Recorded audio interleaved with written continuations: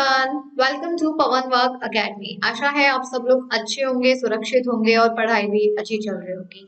चलिए कंटिन्यू करते हैं। हम लोगों का जो 12th का चैप्टर है मॉलिक्यूलर बेसिस ऑफ इनहेरिटेंस। देखिए लास्ट हम लोगों ने जो डिस्कस किया था वो आपका जीनोमिक्स वाला पार्ट कंप्लीट किया था। जीनोमिक्स में हम लोगों ने देखा था कि डिफरेंट ऑर्गेनिज्म में क्रोमोसोम्स की नंबरिंग कितनी होती है, उसमें एस्टिमेटेड जीन नंबर कितने होते हैं और बेस पेयर्स कितने प्रेजेंट होते हैं। यहाँ तक हम लोगों ने ये जो टेबल है ये कंप्लीट कर ली थी और उसी से जो आगे वाला पार्ट है हम लोग को स्टार्ट करना था। The secret of our complexity may lie not in the number of our genes but how we use them। देखिए यहाँ पर ये तो हमें पता है, हमें ये प्रॉब्लम नहीं है कि हमारी बॉडी में नंबर ऑफ जीन्स कितने प्रेजेंट है। प्रॉब्लम यहाँ पर आके रुक जाती है कि उन जीन का जो यूज है हमारी बॉडी में वो किस तरीके से डिवाइडेड है। It will lead to the understanding of gene structure and function in other species. अगर हमें ये पता चल गया ना कि किस जीन का क्या फंक्शन है हमारी बॉडी में, क्या यूज है, वो किस तरीके से वर्क कर रहा है, तो कहीं ना कहीं हम उस जीन के स्ट्रक्चर और उसके फंक्शन को जितनी भी अदर स्पीसीज हैं कहीं ना कहीं हम उसके बारे में अच्छे से समझ सकते हैं।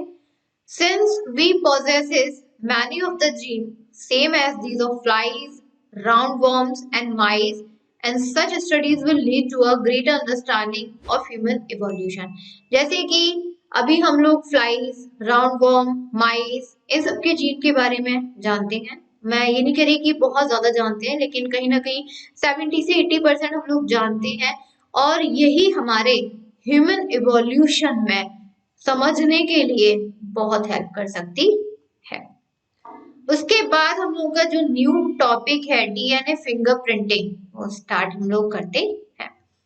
Genes present on chromosomes are responsible for determining characters of the organism as well as for inheritance of character. देखिए जो हम लोगों के क्रोमोसोम्स में जीन प्रेजेंट होते हैं वो कहीं ना कहीं किसी भी ऑर्गेनिज्म के कैरेक्टर्स पता करने और उसकी बॉडी में जो इनहेरिटेंस कैरेक्टर्स हैं उसके बारे में जानने के लिए रिस्पॉन्सिबल होते हैं।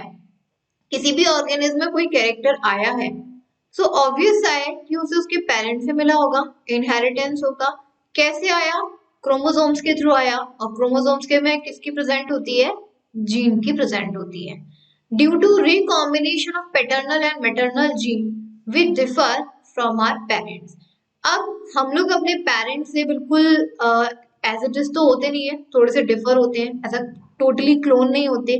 क्यों नहीं होते? क्योंकि यहाँ पर दो जो गैमीट्स हैं उनका फ्यूजन होता है, फादर का और मदर का। जब फादर का और मदर के जीन का रिकॉम्बिनेशन होगा तो हम कह सकते हैं थर्ड टाइप का जीन प्रोड्यूस्ड हो रहा है। तो बच्चों में जो गया थर्ड टाइप का जीन गया जो कि फ्यूजन है मैटरनल और पैटर्नल का, आई मीन टू से मदर और फादर का। तो जो बच्चा होता है वो कहीं ना कहीं अपने पेरेंट्स से डिफर होता है। Differences also arise due to infrequent mutation that occur during gamete formation, that is cell division। और कहीं ना कहीं कुछ डिफरेंसेस इस वजह से भी आते हैं जब यहाँ पे सेल डिवीजन की वजह से क्रोमोसोम्स की नंबरिंग हाफ हो रही होती है, जीन भी हाफ हो रहे होते हैं मदर के और फादर के, तो जो जीन का सीक्वेंस होता है वो कहीं ना कहीं चेंज हो जाता है। म्यूटेशन मैंने आप लोगों को कई बार बता चुकी हूँ, 11th में भी आप लोगों के था, 12th में भी आप लोगों को काफी बार बता चुकी हूँ। What is the mutation? What is mutation? The change in sequence in DNA and gene. अगर जीन या फिर डीएनए के सीक्वेंस में कोई भी चेंज हो जाता है तो उस चेंज होने की वजह से जो बच्चे में न्यू टाइप का डीएनए या जीन गया उसमें भी तो चेंज होगा, जिसकी वजह से बच्चों में डिफरेंस आ जाता है। And due to all these factors, every individual has its unique genetic makeup। और इन्हीं सारी चीजों की वजह से कि सबके मदर फादर डिफर होते हैं, दोनों के जीन अलग होते हैं, बच्चे का कुछ और आता है। कभी कभी होता है कि जो गैमीट्स हैं, रिप्रोडक्टिव सेल्स हैं, वो सेल डिवीजन की प्रोसेस को परफॉर्म कर रहे हैं और परफॉर्म करते टाइमिंग पर डीएनए या जीन का सीक्वेंस चेंज हो गया, बच्चों में वही चेंज सीक्वेंस वाला डीएनए और जीन गया जिसकी वजह से बच्चे अपने पेरेंट्स से डिफर हो गए। तो यही सारे फैक्टर्स हैं जिसकी वजह से हर एक इंडिविजुअल पर्सन का अपना एक यूनिक जेनेटिक मेकअप होता है, विच में बी कॉल्ड इट्स फिंगरप्रिंट, जिसे हम लोग क्या बोलते हैं, फिंगरप्रिंट बोलते हैं। And the technique developed to identify a person with the help of DNA restriction analysis is known as DNA profiling और डीएनए फिंगर प्रिंटिंग। और ये जो टेक्निक हम लोग प्रेजेंट टाइमिंग पर यूज करते हैं किसी भी पर्सन को आइडेंटिफाई करने के लिए, किसके बेसिस पर, उसके डीएनए के बेसिस पर, इसी को हम लोग क्या बोलते हैं, डीएनए फिंगर प्रिंटिंग। ज्यादा कल्प्रिट्स को पकड़ने के लिए, कैच करने के लिए इस डीएनए फिंगर प्रिंटिंग का यूज किया जाता है। The technique of fingerprinting was first given by British genetist Dr. Alex Jeffrey in 1984। और सबसे पहले ये जो टेक्निक है फिंगरप्रिंटिंग की, ये British geneticist doctor Alex Jeffrey ने 1984 में सबसे पहले प्रोड्यूस की थी, बनाई थी एक तरीके से। And DNA fingerprinting technique is based on identification of nucleotide sequence present in this wonder molecule. और ये डीएनए फिंगरप्रिंटिंग जो टेक्निक है ये आइडेंटिफिकेशन के लिए यूज होती है, और जो आइडेंटिफिकेशन किया जाता है डीएनए के जो थ्रेड्स होते हैं, डीएनए के जो स्ट्रैंड्स होते हैं जो कि न्यूक्लियोटाइड से बने होते हैं, तो उसी न्यूक्लियोटाइड के सीक्वेंस के बारे में पूरा डीएनए का पता लगाती है ये DNA fingerprinting technique. About 99.9% of nucleotide sequence in all persons is same। ध्यान रखिएगा, हमारे जितने भी ह्यूमन बींग्स हैं, पर्सन्स हैं, उनमें 99.9% लोगों का जो न्यूक्लियोटाइड सीक्वेंस होता है वो सेम होता है। Only some short sequences of nucleotides differ from person to person. सिर्फ और सिर्फ कितना बचा, 0.1% बचा, जिसमें वो पर्सन आ जाते हैं जिसमें न्यूक्लियोटाइड का सीक्वेंस क्या है, डिफर होगा। In the population, every person shows unusual sequences of 20 to 100 base pairs, which are repeated several times. They are termed as variable number of tandem repeat, that is VNTR। हम लोग population में बात करें तो जितने भी person हैं, every person, हर किसी में 20 से 100 बेस पेयर न्यूक्लियोटाइड में स्ट्रैंड में प्रेजेंट होते हैं, और 100 के बाद ये जो बेस पेयर्स हैं अपने आप को रिपीट करना स्टार्ट कर देते हैं, जिसको हम लोग बोलते हैं variable number of tandem repeat, that is VNTR। And the length of the regions having VNTR is different in each individual hence is a key factor in DNA profiling. और ये जो लेंथ होती है VNTR की हर एक person में different होती है। तो ये जो डीएनए फिंगरप्रिंटिंग टेक्निक में VNTR यानी कि जो नंबर ऑफ रिपीटेशन हो रहा है बेस पेयर्स का, तो कितनी बार हो रहा है, 10 टाइम, 20 टाइम, 3 टाइम, यानी कि जो VNTR है उसकी लेंथ में डिफरेंस आ रहा है। और लेंथ में डिफरेंस आने का मतलब है कि डीएनए प्रोफाइल में हेल्प करना। डीएनए प्रोफाइलिंग मतलब डीएनए फिंगरप्रिंटिंग में हेल्प करना। Now the steps involved in DNA fingerprinting are as follows। यहाँ पे जो हम लोगों के ये स्टेप्स हैं, दैट मीन कि जो डीएनए फिंगरप्रिंटिंग है उसमें क्या क्या किया जाता है। सबसे पहला होता है यहाँ पर isolation of DNA. The DNA must be recovered from the cells और tissues of the body. Only small amount of tissue like blood, hair roots, skin etcetera is required. सबसे पहले क्या करते हैं कि किसी का अगर डीएनए चेक करना है, किसी के साथ मैच करवाना है, तो उसके सेल्स या फिर टिश्यूज से, किसके टिश्यूज, ब्लड या हेयर रूट्स, स्किन, स्किन का टुकड़ा ले लेते हैं ना, हेयर का बाल, आप लोगों ने भाई देखा होगा क्राइम पेट्रोल, ये सब चीजें आती हैं, हेयर का टुकड़ा ले लिया, डीएनए चेक कर रहे हैं, तो ये क्या है, ये सेल्स नहीं, हमारे बॉडीज के टिश्यूज हैं जहां पर हम लोग डीएनए उसका इकट्ठा कर लेते हैं। कर लिया। सेकेंड स्टेप आता है यहाँ पर restrictionization. Now the isolated DNA is treated with the restriction enzyme. अब ये जो हमने डीएनए रिकवर्ड किया है अपने किसी भी सेल से, इसको रिस्ट्रिक्शन एंजाइम से ट्रीट किया जाता है।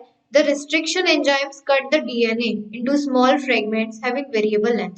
ये restriction enzyme क्या करता है, डीएनए के जो डीएनए होता है उसको छोटे छोटे स्मॉल फ्रेगमेंट्स में डिवाइड कर देता है। जैसे ये पूरा इतना बड़ा डीएनए था, पहले इतना डिवाइड कर दिया, फिर इतना, फिर इतना, मतलब छोटे छोटे फ्रेगमेंट्स में डिवाइड कर दिया जिसकी लेंथ डिफरेंट है, इसकी लेंथ डिफरेंट, इसकी लेंथ डिफरेंट या इसकी length different. And this phenomenon is called restriction fragment length polymorphism RFLP। और इस पूरे जो फिनोमिनन ये जो फिनोमिना है यानी कि प्रोसेस है कि डीएनए को रिस्ट्रिक्शन एंजाइम से ट्रीट किया, रिस्ट्रिक्शन एंजाइम्स ने डीएनए को स्मॉल फ्रेगमेंट्स के वेरिएबल लेंथ में डिवाइड कर दिया, that the whole process of phenomenon is called restriction fragment length polymorphism, that is short में बोलेंगे आरएफएलपी। थर्ड इसमें आता है, थर्ड जो स्टेप आता है वो आता है gel electrophoresis. Now the DNA samples are loaded for agarose gel electrophoresis under an electric influence. अभी जो डीएनए सैंपल्स थे ना, जो स्मॉल फ्रेगमेंट्स हम लोगों ने डिवाइड किए थे रिस्ट्रिक्शन एंजाइम से, उसको हम लोग agarose gel electrophoresis electric influence में रख देते हैं। Now the DNA fragments which are negatively charged move to the positive pole. अब ये जो स्मॉल फ्रेगमेंट्स थे जो कि नेगेटिवली चार्ज थे, वो पॉजिटिव पोल की तरफ मूव करना स्टार्ट कर देंगे, and the movement of this fragments depend on length of the fragments. और ये जो मूवमेंट है फ्रेगमेंट्स का डिपेंड करता है किसकी लेंथ ज्यादा है किसकी लेंथ कम है, and this result in the formation of band. और ये क्या है, जैसे जैसे फ्रेगमेंट्स पॉजिटिव पोल की तरफ जाना मूव हो जाते हैं तो एक बैंड की फॉर्मेशन कर देते हैं, and dsDNA splits into ssDNA by alkali DNA treatment। और ये जो dsDNA था ये ssDNA में स्प्लिट हो जाता है एल्कलाई ट्रीटमेंट की वजह से। उसके बाद यहाँ पर फोर्थ स्टेप आता है Southern blotting. Now the separated DNA fragments are transferred to a nylon membrane or a nitrocellulose filter paper by placing it over the gel and soaking them with the filter paper overnight। अब ये जो हमारे DNA fragments थे जिसको हमने पहले electrophoresis से treat करवाया, अब उसको हम क्या करेंगे, इसको एक नायलॉन मेम्ब्रेन पे ट्रांसफर कर देंगे, या फिर ये भी कह सकते हैं नाइट्रोसेलुलोज फिल्टर पेपर पर हम लोग उसको प्लेस कर देंगे। फिर उसके ऊपर एक मतलब filter paper by placing it over the gel, फिर उसके ऊपर एक जेल लगा देंगे और उस जेल को उस डीएनए के अंदर एक रात को सोख अंदर उसके क्या हो जाए, एब्जॉर्ब हो जाए, एक रात के लिए छोड़ देंगे। फिफ्थ होता है हमारा selection of DNA probe. A known sequence of single strand DNA is prepared. अब यहाँ पर क्या हो जाता है कि जो हमारी डीएनए की स्ट्रैंड थी, जो हमने फ्रेगमेंट्स थी जो उसमें डिवाइडेड की थी, हमें एक नोन सीक्वेंस मिल जाता है हर एक डीएनए फ्रेगमेंट्स का। It is called DNA probe. इसी को हम क्या बोलते हैं, डीएनए प्रोब बोलते हैं। DNA probe is obtained from organism और prepared by cDNA preparation method. और ये जो डीएनए प्रोब है ये हमें किसी भी ऑर्गेनिज्म या फिर जो हम cDNA प्रिपेयर्ड करते हैं उससे हमें मिल सकता है। Now the DNA probe is labeled with the radioactive isotopes। अब ये जो DNA probe है इसको हम लोग radioactive isotope से लेबल्ड करते हैं। एंड 6 नंबर पे लास्ट हम लोगों का आता है hybridisation. Now the probe DNA is added to the nitrocellulose filter paper containing host DNA। अब ये जो probe DNA है इसको हम लोग नाइट्रोसेलुलोज ऐड कर देते हैं जिसके अंदर होस्ट डीएनए प्रेजेंट है। Now the single stranded DNA probe pairs with a complementary base sequence of the host DNA strand। अब ये जो सिंगल स्ट्रैंड डीएनए प्रोब है pairs with the complementary base sequence. अब यहाँ पे जो हमारा सिंगल स्ट्रैंड डीएनए था ये अपने होस्ट डीएनए स्ट्रैंड के साथ पेयरिंग कर लेगा बेस पेयरिंग सीक्वेंस से। As a result DNA hybrids are form on the nitrocellulose filter paper. इसका रिजल्ट क्या निकलता है कि हमारे पास डीएनए हाइब्रिड्स की फॉर्मेशन हो जाती है नाइट्रोसेलुलोज फिल्टर पेपर पर, and remaining single stranded DNA probe fragments are washed off. बाकी के जितने भी अलग फ्रेगमेंट्स थे, बहुत सारे फ्रेगमेंट्स थे ना, 3 4 5 6 जितने भी थे, हम लोगों ने तो सिर्फ एक फ्रेगमेंट्स का यूज किया, बाकी के जितने भी फ्रेगमेंट्स जो बच गए उसको वॉश्ड ऑफ कर दिया जाता है नाइट्रोसेलुलोज फिल्टर पेपर से। लास्ट में होता है यहाँ पर photography. The nitrocellulose filter paper is photograph on an X-ray film by autoradiography. अब जो हमारा नाइट्रोसेलुलोज फिल्टर पेपर था उसको हम फोटोग्राफ्ट करते हैं एक्सरे फिल्म ऑटो कार्डियोग्राफी से, and the film is analysed to determine the presence of hybrid DNA. Then उस फिल्म का हम लोग यूज करते हैं किसी भी हाइब्रिड डीएनए की प्रेजेंस को चेक करने के लिए। ये पूरा हम लोगों की प्रोसेस होती है डीएनए फिंगरप्रिंटिंग की जो कि लेबोरेटरी में किसी की आइडेंटिफिकेशन के लिए यूज किया जाता है। नेक्स्ट आ जाता है applications of DNA fingerprinting. In forensic science DNA fingerprinting is used to solve problems of rape and some complicated murder cases. Forensic science की बात करें तो डीएनए फिंगरप्रिंटिंग बहुत सारी जो प्रेजेंट टाइमिंग पर जो प्रॉब्लम्स हैं like rape problems and murder cases, इनको सॉल्व करने के लिए किया जाता है। DNA fingerprinting is used to find out the biological father or mother or both of the child in case of disputed parentage. Same as it is, DNA printing का use हम लोग as a biological father mother बच्चे का पता लगाने के लिए किया जाता है। DNA fingerprinting is used in pedigree analysis in cats, dog, horses and humans. इसके अलावा कैट्स, डॉग, हॉर्सेस और ह्यूमंस का पेडिग्री एनालिसिस करने के लिए भी यूज करते हैं। अब यहाँ पे देख सकते हैं कि जो हम लोगों ने किया, यहाँ पर पहले सैंपल ले लिया, सैंपल को फिर हम लोगों ने डीएनए प्योरीफाइड किया, उसके बाद रिस्ट्रिक्शंस एंजाइम्स का यूज किया जिसकी वजह से जो हमारे डीएनए था वो बहुत सारे फ्रेगमेंट्स में डिवाइड हो गया। फिर इसको इलेक्ट्रोफोरेसिस के लिए भेजा, इलेक्ट्रोफोरेसिस में होने के बाद फिर इसको एक मेम्ब्रेन पर जाके रख दिया, मेम्ब्रेन में फिर हाइब्रिडाइजेशन कराया सिंगल स्ट्रैंड का, जिससे हमारा डीएनए प्रोब बना। फिर डीएनए प्रोब के ऊपर एक्सरे करवाया, ये सब सारी चीजें, फिर इसे बोलते हैं हम लोग डीएनए फिंगरप्रिंटिंग। काफी टाइम लग जाता है। उसके बाद लास्ट में आता है हम लोग का know the scientist, father of DNA fingerprinting in India. हम लोग डॉक्टर लालजी सिंह, नाम लिखा हुआ है डॉक्टर लालजी सिंह, 1947 to 2017, इनको हम लोग father of DNA fingerprinting in India कहते हैं। He was instrumental in making DNA fingerprinting mainstream in India for research and its forensic application. इन्होंने डीएनए फिंगरप्रिंटिंग को पूरी तरीके से हमारे इंडिया में लेके आए थे। बहुत सारी रिसर्च और फॉरेंसिक एप्लीकेशंस इन्होंने यूज की थी। And he obtain DNA probe from Y chromosomes of female banded krait snake, और इन्होंने डीएनए प्रोब वाई क्रोमोसोम से लिया था एज अ सैंपल। किससे?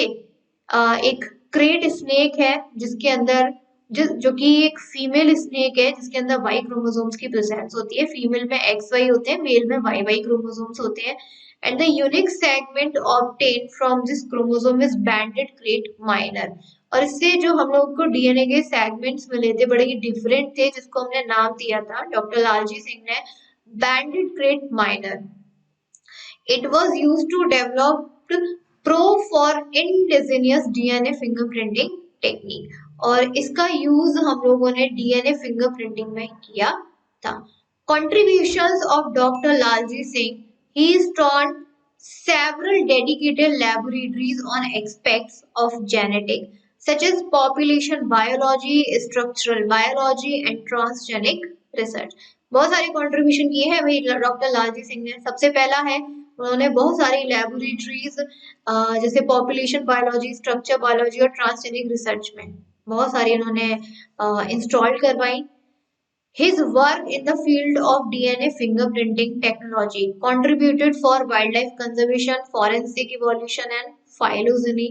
इसके अलावा इन्होंने डीएनए फिंगरप्रिंटिंग टेक्नोलॉजी का use wild life conservation, forensic evolution, phylogeny में भी यूज किया। Established Center for DNA Fingerprinting and Diagnostic in late 1990s, making it not a center for DNA fingerprinting and diagnostic for all species and several diseases. इसके अलावा उन्होंने बहुत सारे DNA fingerprinting और diagnostic सीडीएफटी के सेंटर एस्टेब्लिश किए 1990 पर, और नोडल सेंटर बनाया डीएनए फिंगरप्रिंटिंग का जहां पर बहुत सारी डिसीज, बहुत सारी चीजों का पता लगाया जाता है। Founded laboratory for conservation of endangered species that is LaCONES. इसके अलावा जो हमारी एंडेंजर्ड स्पीसीज हैं जो खतरे के निशान पर है उसको हम कैसे कंजर्व कर सकते हैं, उनका डीएनए का यूज करके किस तरीके से हम उसको आगे फ्यूचर के लिए कंजर्व कर सकते हैं, बचा सकते हैं, कहीं ना कहीं इसमें भी उन्होंने अपना योगदान दिया था जिसको हम लोग बोलते हैं लाकॉन्स। So this is the scientist जिन्होंने अपना बहुत सारा कंट्रीब्यूशन डीएनए फिंगरप्रिंटिंग में हमारा यूज किया है। आई होप यहाँ तक आपको क्लियर हो गया होगा। इसी के साथ आपका जो चैप्टर है वो फिनिश होता है। Molecular basis of inheritance. मेरे ख्याल से कोई प्रॉब्लम नहीं होनी चाहिए। लास्ट का क्वेश्चन तो बहुत ही इजी था, डीएनए फिंगरप्रिंटिंग का। स्टार्टिंग का थोड़ा सा टफ था, आई नो दैट, लेकिन डोंट वरी, अगर आप उसको अच्छे से पढ़ेंगे, अच्छे से अपने नोट्स बनाएंगे और सारी चीजों को करेंगे तो वो भी आपको टफ नहीं लगेगा। अब इसमें जो आपकी बचे हुए हैं मिड सेक्शन चैप्टर के क्वेश्चंस, कोशिश करेंगे कि वो भी हम लोग बहुत जल्द ही उसके ऊपर एक हम लोग इसकी वीडियो बना दें, ताकि जो मिड सेक्शन चैप्टर के क्वेश्चन है थोड़ा सा टफ है उसमें, आई नो दैट, वो हम लोग आप लोगों को डिस्कस कर सके जल्दी। उनके लिए भी आपको एक वीडियोस बना दी जाएगी। तब तक के लिए आप अपना पूरा यहाँ तक रिवाइज कर लीजिए, अपने नोट्स वगैरह बना के, और पढ़ाई अच्छे से करिए भाई, बोर्ड एग्जाम्स है इस बार आपके, वो 12th के। मिलते हैं आपको नेक्स्ट वीडियो में, इसके नेक्स्ट क्वेश्चन डिस्कशन वाले सेशन में, राइट? तब तक के लिए students, now bye bye to all and thank you.